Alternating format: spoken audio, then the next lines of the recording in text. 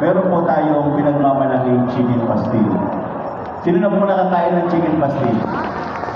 Kakain ng chicken pastil, masarap ang chicken pastil. Ang chicken pastil ay traditional meal po yan ng ating mga Mindanawan tribals. No?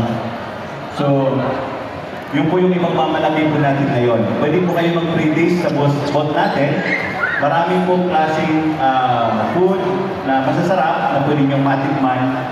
At kung gugustuhin po ninyo, pwede rin kayo bumili. Ano po?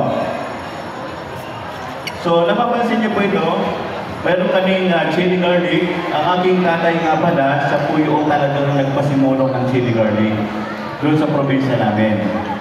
Okay? Ngayon, yung tatay ko, dahil wala na po siya, sa kanya ko pinangalan ng aming brand. Si Tatay Flaviano.